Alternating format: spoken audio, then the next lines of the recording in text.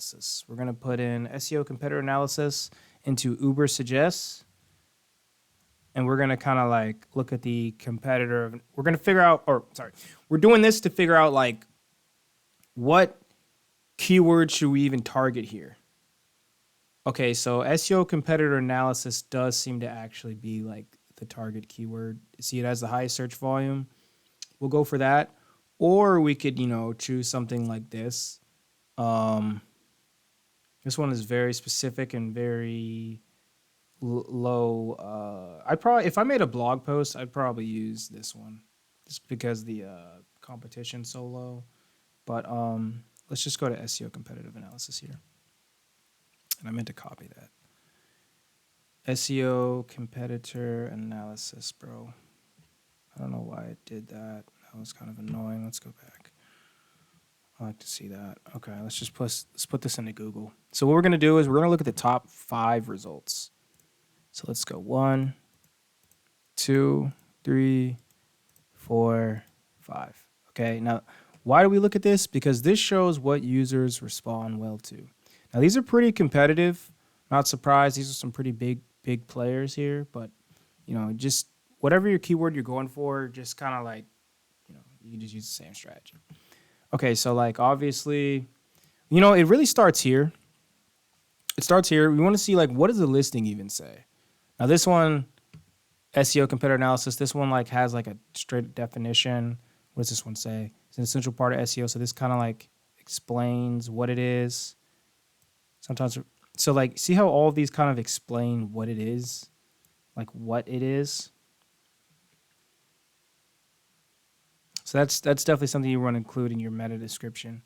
And then even the meta title, how to do an SEO competitor analysis, how to conduct an SEO, how to do. So if we made this, we'd either say conduct, how to conduct, or how to do. So this is stuff you would want to write down. So again, with the meta, I'd say like how to conduct a SEO competitor analysis in like 2024. So I might just make it slightly different. And then I'd be like, I'd just explain in like a sentence like what it is, and like I guess you could say also like the value of like reading this. That's pretty much how they handled that. Okay, and then in terms of on page, yeah, you'll see like the H1. What does the H1 say? H1 is basically like this title. Yep. Okay. Okay, you see how these all say like the same thing, bro? How to do an SEO competitor analysis. So the H1 is going to be pretty similar to what our title tag was. And I look at these little details here. What do they have here? They got the published date. This one has like a minute read thing. Author, contributors. Let's see what they have. See, I'm not even surprised. See how they have like similar stuff? Published date, author. Yeah, they don't have anything. They have the update date.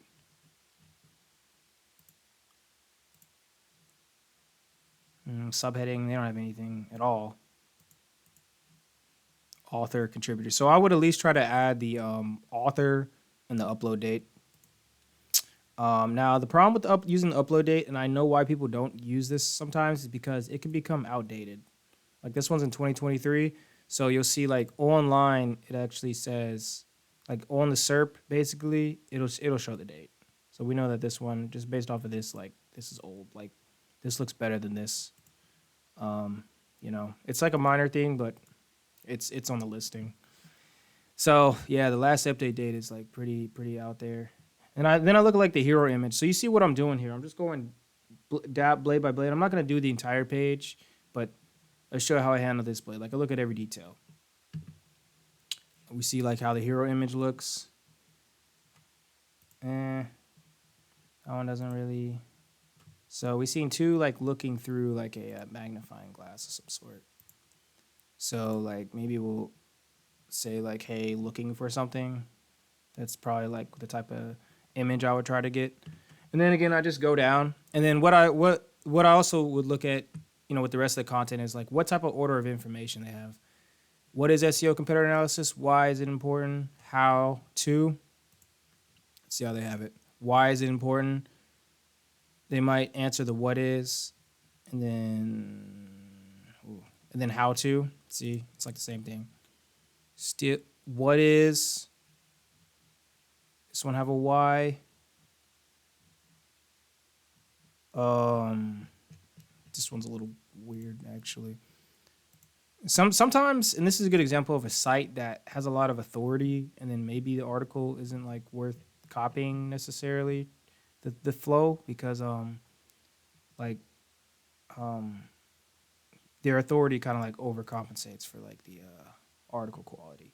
Like more than likely, you're gonna have to like see who you actually really compete with. But that's something. Okay, you see what is, how to, when. So they do like a what is. They don't really do a why. So if I were to structure this, what is, why, I would definitely do a what is, why. How's this first result doing? What is, why, and then how to. That's how I would do it. So I would structure it exactly like that. So that's how you do competitor analysis. And then again, just see like how they have the blades. Like, oh, like look at these guys. They have a bunch of images here. That second blade. Like, see what's feasible for you and things like that. So that's how you do SEO competitor analysis. There's other things to look at, like links, of course, like how they're using the keywords on the page, things like that. Definitely, those are things you want to pay attention to as well. But yeah, that's it for this video. I'll probably do like a part 2 where I look at some of those other things that you would look at. But I'd say in terms of on-page information, that's a good start. So thank you for watching. This is Asu. Take care. Peace out.